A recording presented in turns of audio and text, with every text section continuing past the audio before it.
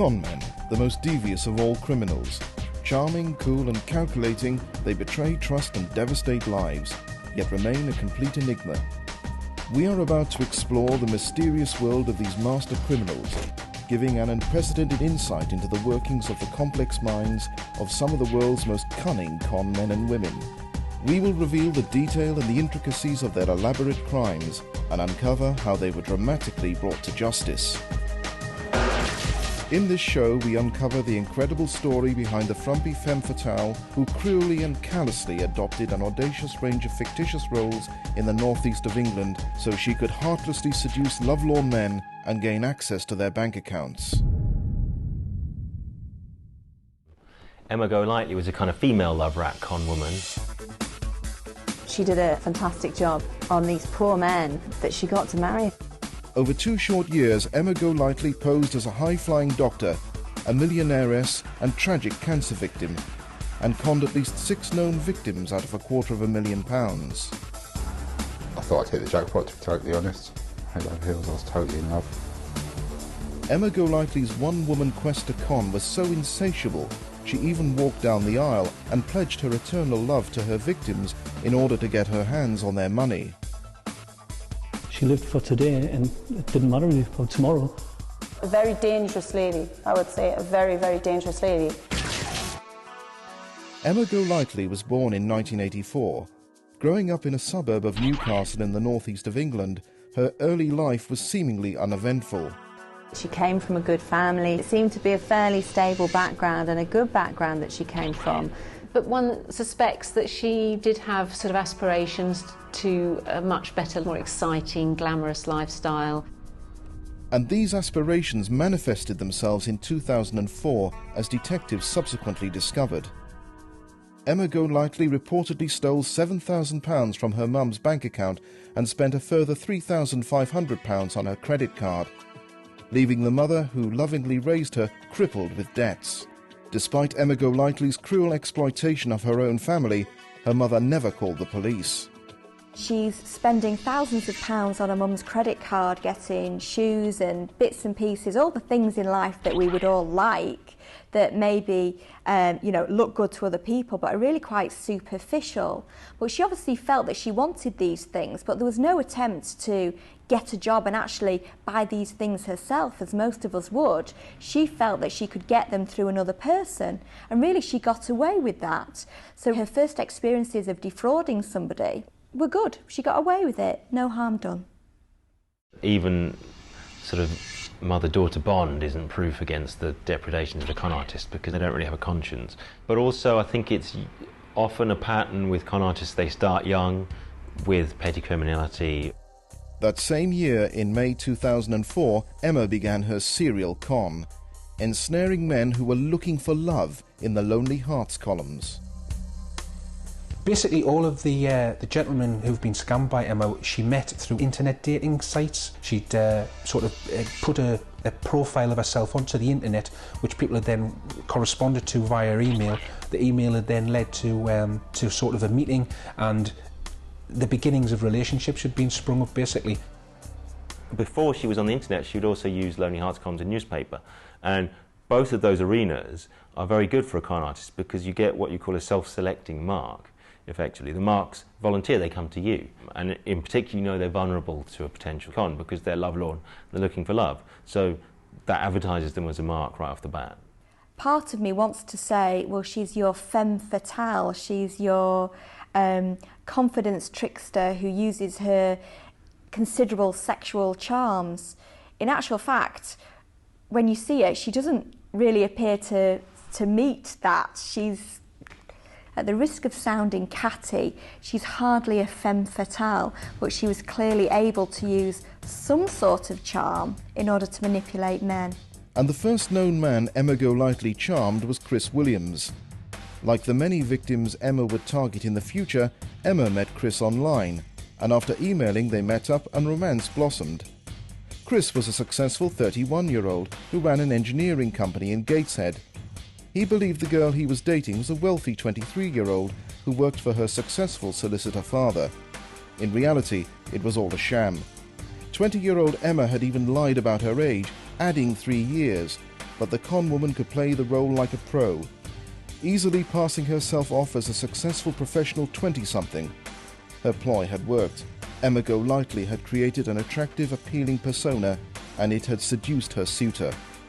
Emma Golightly was obviously a past master practitioner of the sweetheart scam. That was the basis of her scam. She would sell herself as a rich businesswoman in search of love, and it was an important part of her scam that she appeared to be rich, because of course that immediately sets them at ease and stops them from thinking he's a gold digger. But that is exactly what Emma Golightly was. Chris Williams believed Emma was the perfect partner, but the romance was a twisted and devious way of gaining access to his credit card so her fantasies of a glamorous life could be made a reality, secretly spending his money like it was going out of fashion.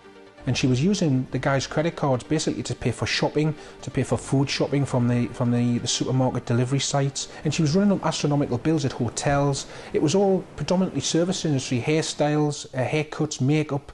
It was offending on a simple scale, but it led to, when they added it all up, it came to quite a lot of money. I would describe Emma Golightly as a very good con woman. A con artist with no conscience, Emma Golightly used and abused men who were looking for love. She would convince lonely hearts men that she was the woman of their dreams. She was such a good actress. What she said, you daren't question. She'd look you in the eye and say it. It was quite clear that Emma would go on and ensnare these men. In 2004, Emma Golightly had met her first victim, Chris Williams, a company director from Newcastle upon Tyne, through the Lonely Hearts pages. As Emma Golightly gained access to her new beau's bed, she also gained access to his credit card details and started secretly spending. She was practicing effectively credit card fraud on a lot of these people, so she was stealing their money directly, and she was okay, she was blowing it in the here and now. She was going on expensive holidays rather than secreting it away in a bank account, but it's a classic characteristic of con artist psychology. They don't think about the future. They're not about laying away financial nest eggs for their security in old age. They don't really think like that, And she was running up astronomical bills at hotels. It was all predominantly service industry, hairstyles, haircuts, makeup. Emma Golightly's spending sprees were not just about pampering herself. She would also shower Chris with gifts, reinforcing her utterly fictitious backstory that she was a wealthy, successful woman. In reality, every penny Emma spent was going on her lover's credit card.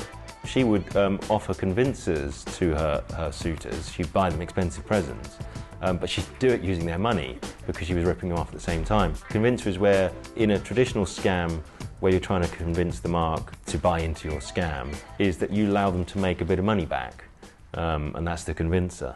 And quite often the convincer is actually paid out of their initial investment. So it doesn't even cost you anything, but it's just enough to make them think, hey, this really works. Emma was about to raise the stakes of her con further. She told the cruelest lie imaginable to help her get what she wanted, heartlessly devastating the life of the man who loved her along the way. Early into her relationship with Chris Williams, she lied and told him she had survived breast cancer. With the seeds of her fictional tragic past sown and Chris now emotionally involved, she hit him again with another lie, her most brutal yet. Emma told her lover that the cancer had returned, and this time there was no hope. She was dying. One of the most shocking elements of the Emma Golightly case is her cavalier use of the claim that she was suffering from terminal disease, like cancer, which sounds horrible and despicable, but if you don't have a conscience, that sort of thing doesn't really bother you. But what's interesting from a technical point of view is that it allowed her to do what we call deadlining, which is where you kind of put a hurry up on the mark, basically, and it pressures them into making quick decisions and making wrong decisions. So obviously if you tell your suitor that you've got cancer, then that kind of helps to pressure them into marrying you quickly. And this is exactly what Emma Golightly did. Chris Williams believed Emma was dying of terminal breast cancer, and she had one dying wish. She didn't want to die unwed. Chris proposed in September 2004, just 5 months after meeting, and despite innocently playing a role in her sick fantasy, he was the model fiancé. He had a contract business and he lost a lot of contracts because he was having to take her to the Newcastle General Hospital for appointments, but she would never let her come in and speak to the consultant. It was all a cruel charade, but just 7 months after meeting Chris, in December 2004, Emma, the dying bride, and Chris Williams married at Gateshead Registry Office just 2 days before Christmas. Emma's wicked web of lies had worked. She was living out her desires with no thought about the consequences of her actions and the person whose life she was destroying. She probably fantasised about it as a child, you know, the wonderful wedding and the beautiful home and people respecting her for her high-flying career. Was that about the actual ceremony itself? Because it's great to wear a white dress and be the centre of attention and feel loved and feel cared for. I'm sure that must have been part of it. But you have to wonder, did she want to be married because then she would be more entitled to their money? Was it just that she thought, well, this is a great way to profit? Unbeknownst to Chris Williams, he was footing the bill for the whole wedding. His new wife had used his credit card to pay for everything, including a honeymoon to Jamaica, which he thought was a gift from Emma's fictitious solicitor father. After she'd got married, it was just spend, spend, spend. She went into 2 Ross Lee dealerships, one in Newcastle, one down in York, I believe, where she attempted to obtain top-of-the-range Land Rover Vogues for in excess of £60,000 by passing herself off as this businesswoman. The fact that she would go into these car dealerships and order a Porsche and order a Range Rover, knowing she didn't have the money to pay for it herself. Emma visited a garage with her new husband Chris, where she offered to buy him a £42,000 Land Rover. Emma even asked for a second vehicle for her mum, costing £13,000. Even though Emma didn't have a penny to her name, she guaranteed she would pay for the cars if Chris would pay the £1,000 deposit. Her husband paid the money, but when Emma failed to settle the balance, the cars were repossessed. Emma's luck was running out. And she was going to get caught. It was clearly going to fall apart around her ears. I mean, how was she going to explain the fact that, well, she didn't die for a start? So it was always just instant gratification at that point. She was always going to be caught. She was always going to be rejected. After 4 months of marriage, Chris was becoming more and more suspicious. And the final straw came when his credit card bill came in. Emma Golightly had fraudulently spent £17,000 on her husband's credit card. Emma wrote him a cheque for £12,000, but it bounced. Emotionally and financially conned, Chris threw Emma out of the marital home, but initially he was too embarrassed to go to the police. Well, one of the problems when it came to actually investigating the crimes was that men didn't want to come forward. Now, I don't know whether this is something specific to do with, sex, basically, or gender, in that men don't want to put their hands up and say, well, I've been conned, I've been manipulated. I'm sure they felt incredibly embarrassed, but I think anybody would, to be honest. I think in any kind of scenario of this type, the person who's been taken in a very cruel and callous way, somebody has given themselves to somebody. They've agreed to spend the rest of their life with somebody, and then to find out that actually it's a joke and the joke is on you, that's going to be humiliating. You're not really going to want to talk about that in too much detail, are you? You're probably going to want to crawl under a rock somewhere. I think Emma was a very good con woman. She was so good at it.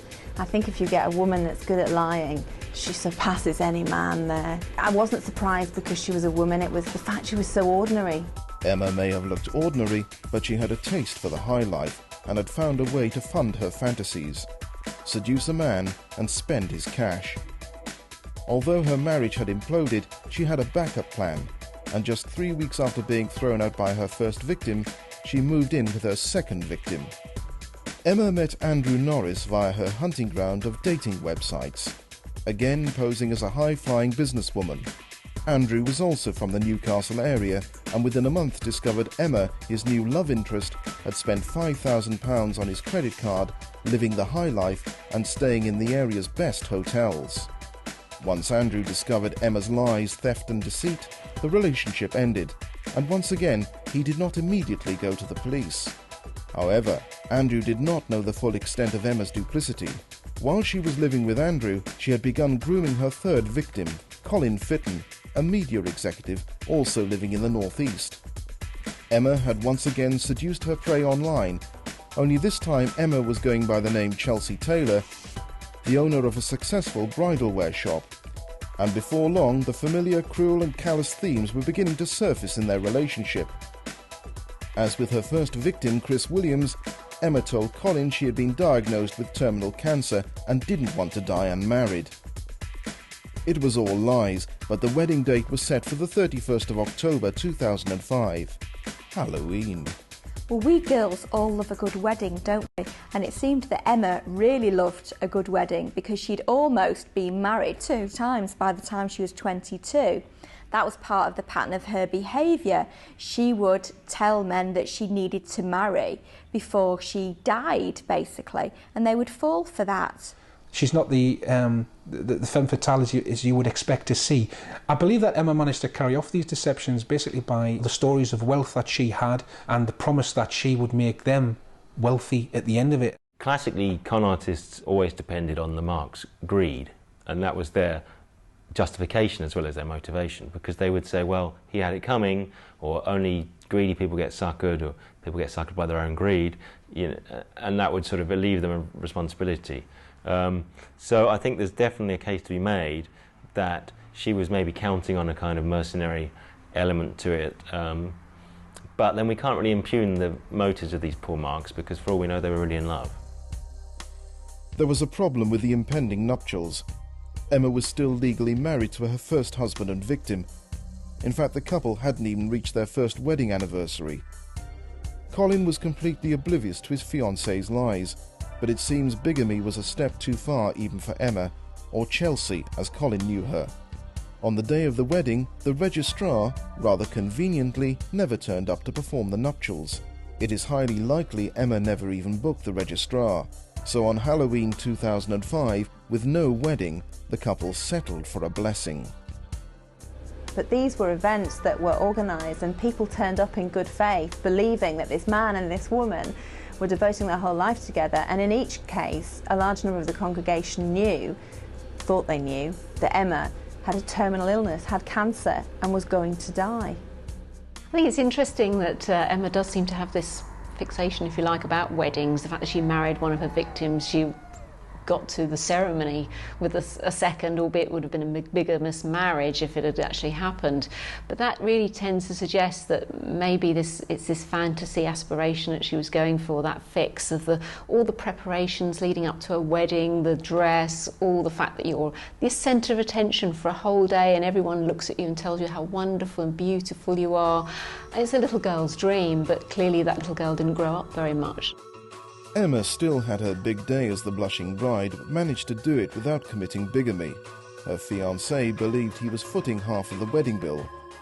Naturally, Emma was secretly paying her half with her new victim's credit card.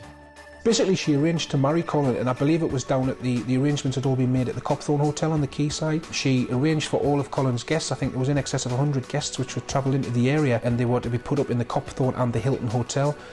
Emma agreed to pay for everything, and she arranged the bookings, she booked them all into the hotels, and in effect it was all coming off Colin's credit card. A week later, the credit card bills came in, and the relationship imploded like Emma's previous liaisons. But Emma Golightly continued her cycle and compulsively moved on to her next lonely heart, victim number 4, Stephen Bell, using the exact same approach.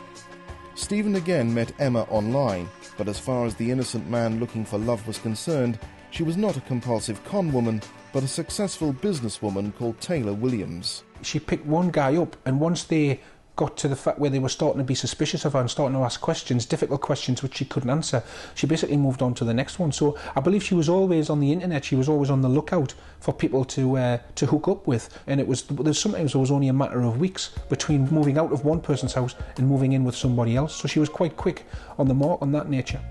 But as 2005 came to an end and Emma was seducing and scamming Stephen, she also branched out and started a different scam. This time she was not Emma Golightly, dying bride, she was Taylor Golightly, high-flying doctor. Emma Golightly is clearly a confidence trickster. Emma Golightly was a serial con woman who seduced lonely hearts in order to get her hands on their credit card details. She's conned a lot of people out of a lot of money. Seen you, I've beaten you, you're next, I've beaten you as well, who's next? Beat them all.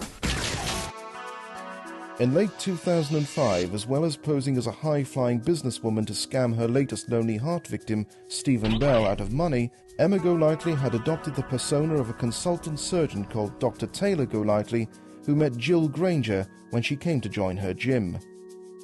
She said she was a surgeon, and she worked at the Nuffield up in Newcastle, which is like a private hospital. And basically she's one of the consultants there. When she filled in the forms and everything, she said her name was Taylor Golightly. It wasn't Emma Golightly, it was the Dr. Taylor Golightly. She posed as a surgeon. Not many more impressive authority figures in our society than a top surgeon or top consultant. So that's quite a good scam, basically. Most people will go along with you, they'll be impressed with you, they'll assume that what you're saying is the truth. You have this aura that's lent to you by this assumed authority, which is bogus. The reason why we thought she was so credible was she used to come in with a briefcase and a laptop and everything, with a suit on. And this one day she actually went on a mobile phone and she was going, oh, well, give the lad so many mils of whatever the technical term was, I don't know, and put him on a drip and do this, that and the other. Emma would, on a number of occasions, have fictitious telephone calls with purporting to be with her PA. I can't remember the girl's name who she said it was, but she would, on the phone in front of people, talking to this PA, and obviously this person never existed, and she was obviously talking to herself on the telephone. But yeah, she had 2 mobile phones, so she'd actually rang herself and answered the phone, and she was talking to herself on the other phone. But it was all part of the plan, I think, to make you think that she did actually work at the Nuffield. Dr. Taylor Golightly, as Emma was now known, quickly discovered Jill Granger's partner, Michael, coincidentally worked with the NHS, and so took the opportunity to live out her warped fantasy life in full. I met Dr. Golightly through my partner, Gillian. At the time I was doing some consultancy work within the health industry, and Dr. Taylor Golightly was doing some work for the Nuffield hospitals at the time. And so she said that she was looking for some funding to deliver training. Emma, in her new persona of Dr. Taylor Golightly, said that part of her role at the private Nuffield hospital, as well as working as a surgeon, was to spend £1.25 million on training within the hospital. She suggested Michael Jeffels and his colleagues present a proposal to her on how to allocate her massive pot of money. Bizarrely, this scam had no financial benefit for Emma, apart from making her seem very important. And because she had nothing to gain financially, Michael had no reason to be suspicious. I suggested that Dr. Taylor Golightly came into the office and spoke to the managing director, Alan Findlay, which she did. At first impressions, the body language was a very confident body language. The way she was dressed was very professional. She carried a laptop in a case. She talked, very well. And all the indications at that moment in time were that, and it seemed very feasible, that she was a doctor. It's very important for a con artist. Appearance is everything. Certainly with the right kind of window dressing, if you like, and attitude and the way you hold yourself and present yourself can sort of compensate for anything that she might have been lacking, arguably. Certainly myself and Alan at that moment in time didn't think anything untoward. And then we made further arrangements for me to meet her in her office at the Nuffield Hospital. These meetings started to be cancelled an hour before, and there seemed to be a pattern forming. Although concerns were being aroused because Dr. Taylor Golightly always cancelled meetings at short notice when they were arranged at the hospital, the stakes were high enough for Michael and his colleagues. They were looking at securing a £1.25 million training contract from the scamming surgeon. They had a lot to gain, but bizarrely, apart from the odd free lunch, Emma wasn't making a penny from her lies. Well, of course, a lot of crimes are committed just through greed. But whenever you get something that's a little bit more unusual, I always look for 2 things. I look for, a financial motive, the obvious motive, but I also look for what kind of need, emotional need, is this crime actually meeting in the individual. Now for Emma, I think that she's somebody who desperately wanted attention, wanted to be noticed, wanted to be validated as a human being. So part of me feels almost a little bit sorry for her, but obviously, look at me, validate me, care for me. It's not an excuse for what she's done. From the moment that we met her, obviously she was, as you can imagine, was somebody 1.25 million, centre of attention, being taken round, and if you like, as you would with any potential new client that had a lot of money, you know, paraded in front of the staff as, you know, somebody who's worthwhile known, maybe going out for a meal, you know, to discuss some of the aspects of the contract. And I honestly believe that that the more people were, I feel like, looking after her and lauding her, then the more I think the confidence grew and the self-esteem grew. But it just did really snowball. Conversation could have been basically stopped by saying, look, unfortunately we haven't got the funding or some other excuse. But it just seemed to keep on getting bigger. But Emma, or Dr. Taylor Golightly as she was known, didn't stop. In fact, more lies emerged.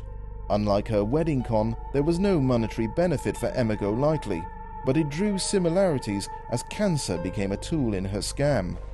However, this time it wasn't her that was dying. It was a fictional young boy in her care who had a final wish that Michael could help happen. Because the child, the little boy, had said he was interested in football, my partner, Michael, arranged for Alan Shearer and a few of the football lads to meet the little boy. You know, I've spoken to Graham Souness, not a problem, you know. You'll be in the changing rooms, you know, they'll get a signed football, a signed shirt, you know, we'll do all this for you, we'll make it the best day of his life.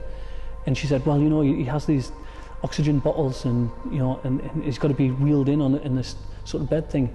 To be fair to Newcastle United, you know, and to Graham Souness, you know, nothing was too much. And, you know, Alan said, look, it'll not be a problem. Everything was arranged, it was confirmed the night before. By the morning, she said, unfortunately, the boy had died through the night. I rang to confirm to make sure she was still attending, but she said, oh, I had a terrible night. You know, the child's actually died. Can I ring you back? You know, I'm quite emotional at the moment, I'm quite tired. You know, of course, you know, your reaction is going to be, oh yeah, sorry, you know, I'm really sorry, yeah, I'll catch you later on. I mean, obviously we now know that child didn't exist, but it was a pretty tough phone call, and I had to, although, like I said, it was, you know, I had my doubts at that moment in time.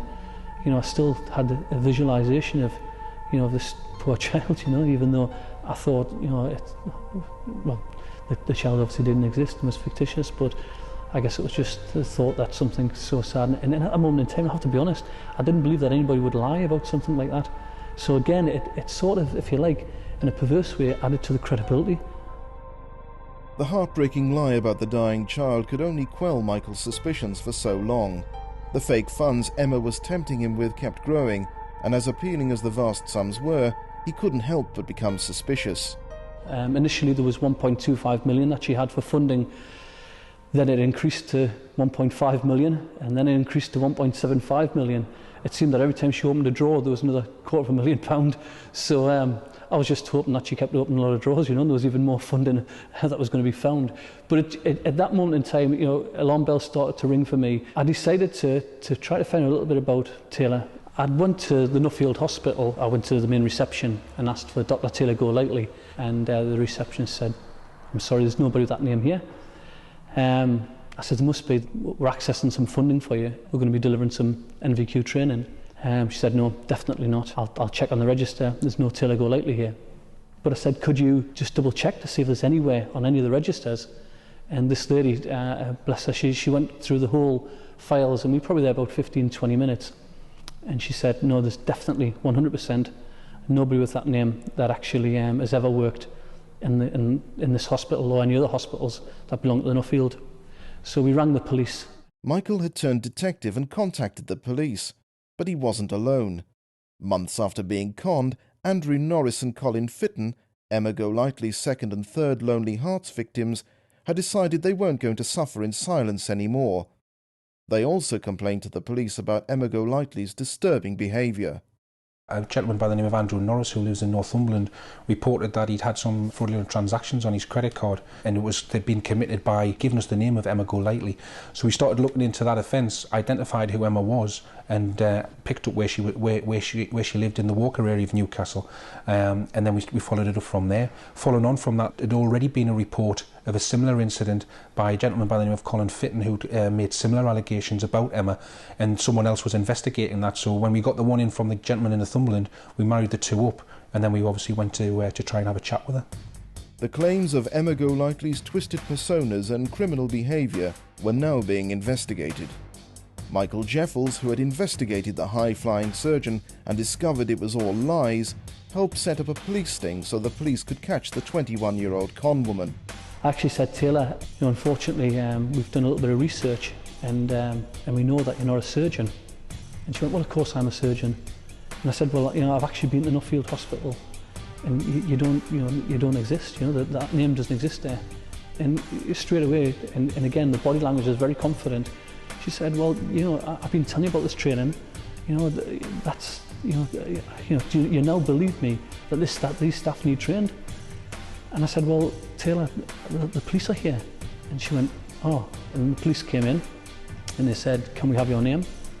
She said, Dr. Taylor Golightly. They went, can we have your name again? She went, Dr. Taylor Golightly. And he says, the sergeant said, look at Emma, we're going to ask you one more time, is your name Emma Golightly? She went, yes. And the next thing we knew, she was obviously being escorted off the premises, very discreetly. About probably a couple of hours later, I had a phone call from the police officer who said that she was actually in a cell at the minute, but that the police psychologist had turned around and said that they felt that they couldn't interview her alone, so it asked for the parents for to come down. So I believe her parent and her grandmother came down. And obviously they came back to us and said, look, do you want to prosecute? Because she'd obviously joined the gym on a membership, which, to be honest, the check had bounced. But we said, no, we don't want to prosecute, but quite clearly, she has problems. Out of the goodness of their hearts, Michael and Jill didn't press charges, hoping Emma's encounter with the police would be the wake-up call she needed. The police released Emma, but continued investigating the complicated Lonely Hearts crime she was accused of.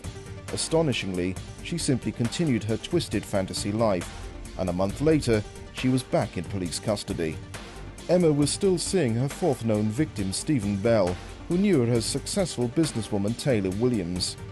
And once again, Emma had played the cruel cancer card, claiming she was dying. Emma's multiple claims of cancer were never supported by a change in her appearance or loss of weight. She simply relied on the fact cancer is a taboo subject that is too horrific to be trifled with, and showed them medication, which were later discovered to be antihistamines and antidepressants.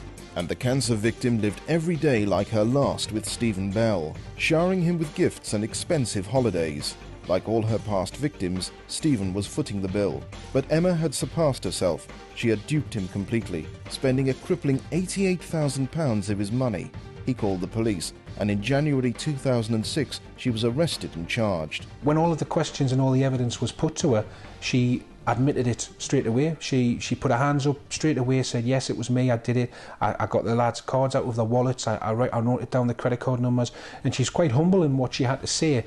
Whether or not that was the true Emma, or whether it was another facade she was putting across just because she was now almost the victim and she was being prosecuted basically for the offences for which she's committed, to this day I don't know. In the current climate, she had to be bailed because we had to get a decision from the CPS for authority to prosecute her. She came back to the police station. She was charged, I think, with 14 or 15 offences of deception, which I think came to a total of somewhere in the region of £170,000 worth of offences for which she'd been committed. Whilst she was on bail awaiting sentence, I got a call from a policeman in Wallsend asking about her, and it transpired that she was at it again. Released on bail with a trial pending wasn't enough to deter Emma's compulsion to con and humiliate the men she met online. She met victim number 5, Richard Sutherland, and the same pattern emerged. It materialised she had secretly spent £3,000 on Richard Sutherland's credit card. She'd befriended a gentleman by the name of Sutherland who lived in the Gateshead area of Tyneside, and basically she'd given him a £500 cheque for household expenses. Apparently she was lodging there. That cheque turned out to be a stolen chequebook from her mother's chequebook, and she was later arrested at her home address. It transpired that she'd been living at the Jesmond Dean Hotel, and she'd been paying for all these nights and accommodation and food with Mr Sutherland's credit cards. And more of Emma's past victims were coming forward, delaying the trial. The case was transforming into an epic fraud case of unbelievable proportions.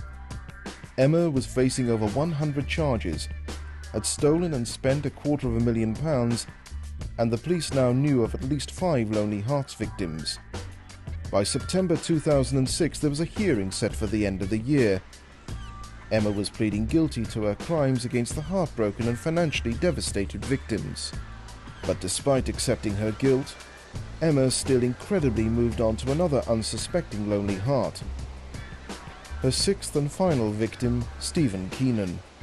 I came into contact with Emma through the personal ads in the local paper. I was doing night shift security, so I wasn't going out that much. Needed a woman, so just followed it up and she replied to me ad. First met for a drink with a meal. I thought she wasn't the best looking woman, but getting to know her even on that first meeting just more than made up for it. I thought she had top personality in the world. I thought I was punching above my weight because she seemed really intellectual, well dressed, well paid. She told me she was a web designer on 60 grand a year. What I really found attractive about her was she was an absolute diamond in personality, and my friends and family all liked her as well. That's generally one of the most important things. They absolutely loved her from the outset. She's so put on the front of being so good with people. I mean, the professions that they've got between them is really diverse, but she could talk to every one of them on their level. People even said she was too good for me to ever say it, with what she was doing. I mean, university at 16, educating in America. The personification of the perfect girlfriend, Emma was a consummate con artist when it came to getting money from her lovers. Simultaneously believable that she was successful, but that she was also having bank trouble and needed to borrow cash. Her dad was a millionaire living in London, so she'll borrow a couple of £100,000 off me, or not 100,000, 100 or £1,000. Then when I saw a couple of weeks later, she'd say, my dad only had 300-400 quid or whatever, give me it back, but not all of it, always less than half. So because she's paid some back, I'd lend her some more when she asked, and I'll get a bit more back. So the money she got out of me, it wasn't in one lump sum, it was gradually accumulated. But now, apart from that, I bought her gifts left, right and centre. I think without exception, all of the guys who were scammed by Emma were completely taken in by her. One guy in particular who I spoke to just couldn't believe how, in his words, how gullible he'd been, how he'd been taken in completely by the lies and the deceit which she'd spun, and how she'd managed to cover up the tracks of their credit card transactions being used to fund the lifestyle which she was promising them and almost delivering to a certain extent. Emma had a variety of ways to keep the men in her life interested. The texts I used to get off her quite often were quite explicit. We didn't actually consummate the relationship for quite a while, but now she was regularly sending me filthy texts and pictures. The texts were a compensation for the lack of sex life, as Emma claimed she had been involved in abusive relationships in the past.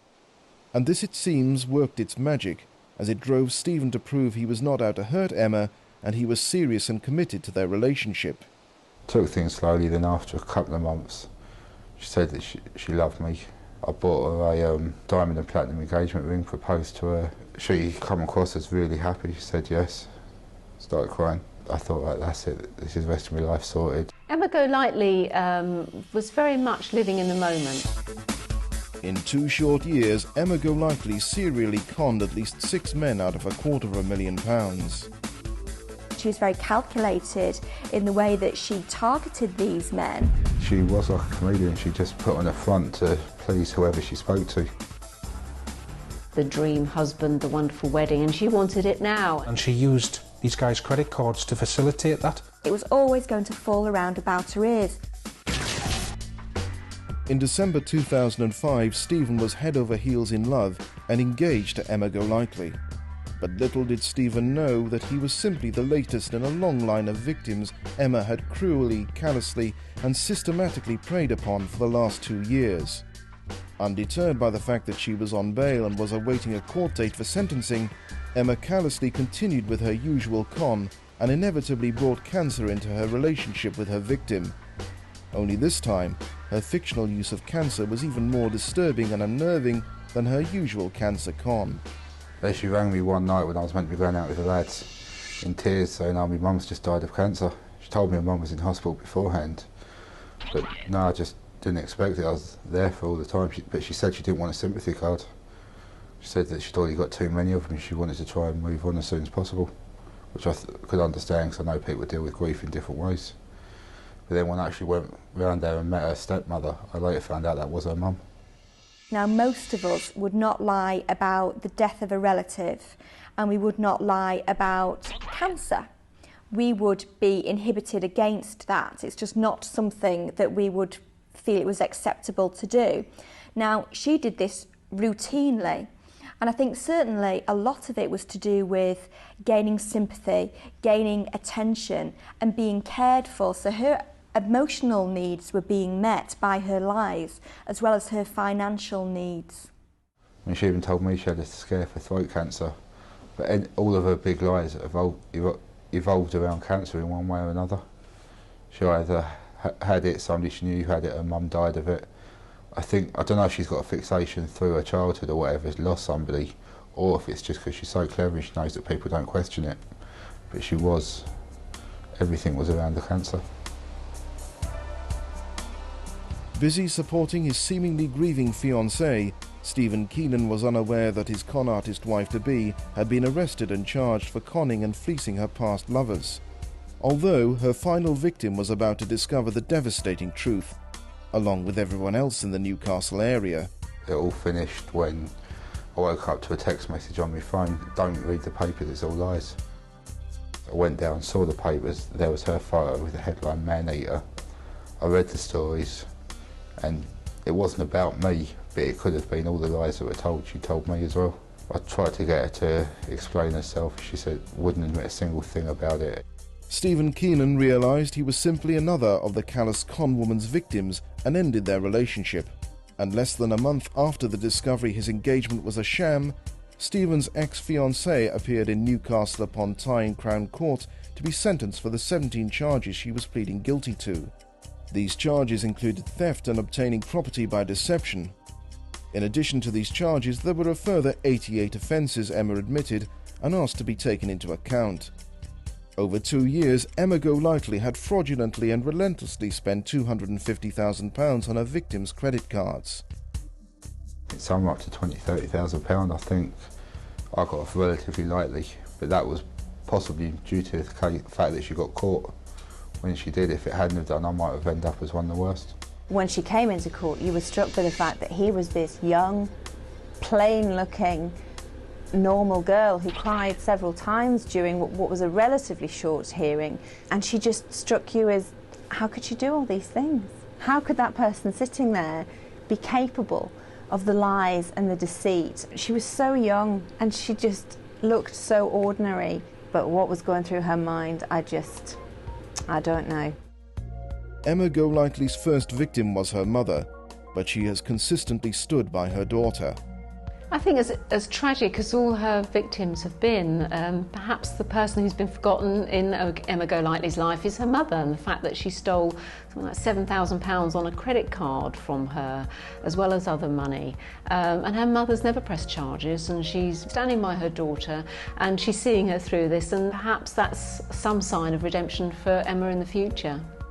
During the sentencing, the judge accepted Emma Golightly was suffering from a personality disorder, but her crimes were so serious that the only option was prison. The judge said she needed help for this personality disorder, and he said that she didn't have any money now and was unlikely to have any, so she didn't have to pay compensation or costs, and he recommended that she should receive treatment in prison to make sure that she didn't do it again. It was a shambles, to be honest, because they were playing on it was a mental illness, and hand on my heart, I don't believe she had a mental illness. She knew what she was doing. She's certainly got some symptoms or some aspects of personality disorder, but that's not an excuse for what she's done. She was well aware that what she was doing was wrong. It was calculated to a large extent. Although she may say that she didn't have that much control over her behaviour, she had enough control that she was felt to be criminally responsible for her actions. Emma Golightly's serial bride scam made national news, and despite over 80 offences being mentioned in court, she only served 1/4 of her 2-year custodial sentence. She done 6 months in an open prison and the rest of it on a tag for £250,000. It's not really a deterrent for other people in the future. Astonishingly, on release after serving the 6 months, Emma Golightly returned to her local community, who labelled her a man-eater. All her victims can do is regret the day they met the compulsive con woman. I feel stupid, angry, regretful. I don't know Emma. The person I know, I still miss, but she never existed. But actually Emma Golightly, I've got no feelings whatsoever because I never actually knew her.